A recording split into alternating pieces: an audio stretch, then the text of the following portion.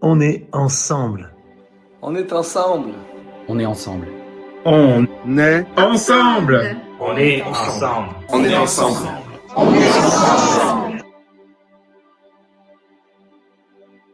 Jonathan, tu es donc dans la ville de Mulhouse, qui est quand même certainement une des villes les plus infectées, une des régions les plus infectées de France. Déjà, comment tu vas? Puisque on a su que tu étais le premier médecin de France à avoir eu le coronavirus et tu as fait beaucoup d'interviews. Comment tu vas? Comment va ta famille? Alors, je dirais, en tout cas, j'étais le premier détecté comme tel.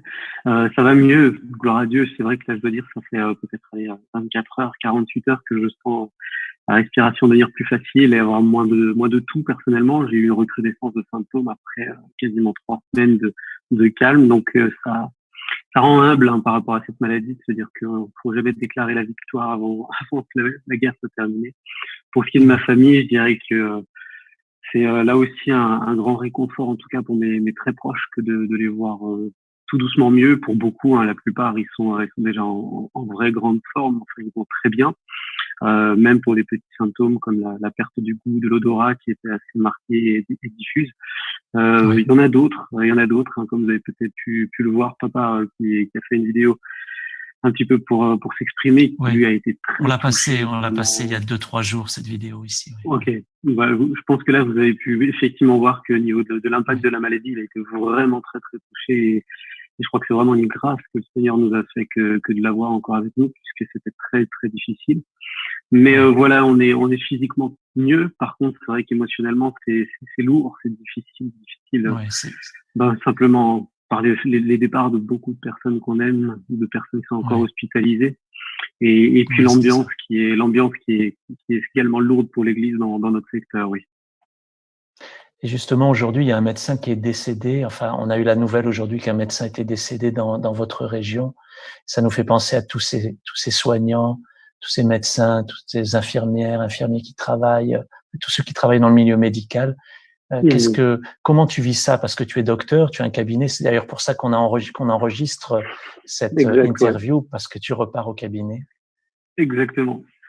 Je dirais que c'est vrai, ce genre de nouvelles, même si on pouvait s'y attendre, parce que des témoignages comme celui-là, on en a eu de nos confrères de Chine, de nos confrères d'Italie, des confrères qui sont peut-être confrontés depuis plus longtemps maintenant à cette épidémie. Mais là, je dois dire, j'ai encore eu hier soir donc un email d'un confrère gynécologue de mon secteur, un monsieur avec lequel j'ai déjà pu travailler, un monsieur avec lequel des patients ont déjà été suivis, des personnes qui ont vu leurs enfants venir au monde avec lui et des gens que je connais. Et là, c'est vrai que ça donne une dimension qui est déjà difficile pour les soignants qu'on ne connaît pas, mais c'est vrai que là, ça donne une vraie proximité dans la souffrance, dans la douleur. Et particulièrement pour moi en tant que soignant, quand je connais énormément de personnes de mon entourage, de membres de l'Église, de jeunes qui sont impliqués dans les soins aux urgences, à l'hôpital, même en médecine de ville, en première ligne. Et je dois dire que c'est vrai que ce type de nouvelles-là est particulièrement douloureuse, surtout quand ce sont des personnes avec lesquelles on a déjà pu travailler, qu'on connaît. C'est sûr, je comprends, tout en les connaissant. Là, comment tu vis cela justement, que toute la France applaudit tous les soirs les médecins, les soignants? Ça vous encourage, ça vous fait du bien? Il y a une façon de dire merci? Je dirais que pour beaucoup, en tout cas moi je l'ai appris peut-être un peu tardivement, puisque dans un village comme le mien, on n'entend pas forcément les gens applaudir, quoique si on tend l'oreille. Mais je dois dire que c'est vrai que d'une certaine manière, ça permet au personnel soignant de se sentir soutenu à quelque part, puisque faut se dire que les soignants ont besoin vraiment d'un moteur. Ils ont vraiment besoin de quelque chose qui puisse les motiver pour avancer. Il faut savoir que quand on est soignant, savoir que les gens nous reconnaissent et nous donnent à quelque part de l'affection, c'est une certaine motivation pour pouvoir se donner à fond, à 200%, alors que la situation exige même encore plus. Mais que les personnels soignants se sentent appréciés comme ça, c'est remarquable. C'est remarquable, et ce serait d'autant plus remarquable si ça pouvait être élargi jusqu'aux gestes du quotidien et pas seulement sur les applaudissements, même s'ils sont vraiment bienvenus. Comment, par exemple, ceux qui nous regardent maintenant, ils pourraient faire pour encourager les médecins ou les infirmières, les personnels soignants? Alors, je dirais que ce serait en facilitant le travail. Je pense que ça, c'est peut-être le plus important. Il y a plein d'autres choses, hein. Je veux dire, il faut avoir plein d'idées pour soulager les soignants. Mais en premier lieu, je veux peut-être parler, oui, effectivement, de soulager le travail. Déjà peut-être en demandant de l'attention médicale que si la situation l'exige réellement. Des exemples tout simples, hein. Moi, j'ai l'habitude ici de faire des consultations pour des permis de conduire, valider des choses qui sont administratives, permettre peut-être pour des personnes qui ont besoin de tel papier, de leur... Voilà, ça, c'est des choses que je fais au quotidien, mais je pense que c'est légitime dans une période comme celle-ci que les personnes qui ont ce type de demande peut-être se disent, OK, c'est pas du tout le plus important maintenant. Les soignants, les médecins, quelle que soit leur spécialité, ont besoin de temps et de temps d'abord pour répondre à l'urgence. Et ça, c'est vrai que à mon échelle, ça se voit, ce type de choses, mais peut-être appeler le 15 quand on a simplement peur de ce qui se passe ou se rendre dans des services d'urgence alors qu'on n'a aucun symptôme qui l'exige, mais encore une fois, par anxiété, par crainte, c'est rendre plus compliqué la tâche aux soignants parce que chaque cas doit être traité avec le plus grand sérieux, ce qui est logique, mais ça prend énormément d'énergie et de temps. D'accord, Jonathan. Merci. Merci. Voilà quelques recommandations du docteur Jonathan Peterschmidt et qu'on va essayer de suivre au mieux. Jonathan, tu es chrétien, tu as foi en Dieu. Oui. Comment est-ce que tu concilies en fait ta foi, ton travail, mais aussi cette épidémie? Comment ça se passe en toi en fait? Qu'est-ce qui se passe dans ton cœur de chrétien, de croyant en Jésus? Alors c'est effectivement particulier, c'est une période qui est vraiment très délicate en tant que, j'ai même envie de dire en tant qu'humain, en tant qu'homme. Déjà cumuler ma foi, cumuler mon travail, cumuler ma pratique, ma passion au niveau médical, c'est quelque chose qui a toujours été extrêmement naturel pour moi. L'un ne s'oppose pas du tout à l'autre et au contraire, je pense qu'avoir un socle qui me permette de faire confiance à Dieu avant toute chose, j'ai même envie de dire avant mes connaissances, avant tout ce que j'ai pu ingurgiter, tout ce que j'ai pu expérimenter, même si tout cela est très précieux. Mais j'ai toujours considéré qu'avoir la foi dans mon métier est quelque chose qui est une plus-value que beaucoup malheureusement n'ont pas, mais qui a quelque part pour moi a déjà prouvé maintes fois que c'était d'une grande aide. Particulièrement dans la situation actuelle, c'est quelque chose je pense, de très important de croiser la question de la foi et justement la question de la santé, la question de la situation sanitaire. Pourquoi?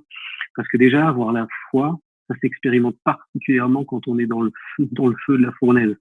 Avoir la foi, justement, c'est pas forcément éviter toutes les difficultés. Et c'est, je pense même peut-être quelque chose de dangereux que de confondre le fait d'avoir la foi et le fait de ne pas vouloir prendre de précautions pour montrer sa foi. Le Seigneur nous demande, je crois, une sagesse très grande pour nous, pour les autres, et pour montrer également que nous, peuple de Dieu, nous faisons attention aux autres, et nous sommes touchés. Nous avons été malheureusement les premiers touchés.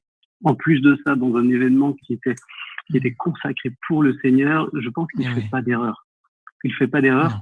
Et l'exercice de la foi rend justement une épreuve aussi délicate que celle que nous traversons.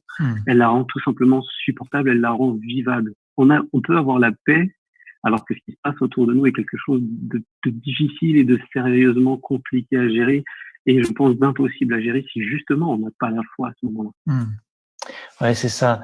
Ce que tu partages me rappelle ce verset de la Bible qui dit « Faites connaître vos besoins à Dieu par des prières, des supplications ». Et c'est vrai que là, dans certains cas, on supplie le Seigneur, comme disait ton papa, j'ai plus de larmes, quoi. Et la Bible dit la paix de Dieu. Ouais, on n'a que lui, la paix de Dieu qui surpasse toute intelligence. Toi, tu expérimentes la paix de Dieu dans ces moments. C'est ça que tu me partages. Je pense. Pour moi, c'est quelque chose qui fait la différence. Quand je discute avec des gens, il y a des gens qui me téléphonent de l'autre bout de la France, qui me téléphonent angoissés pour eux, pour leurs proches, pour leur famille.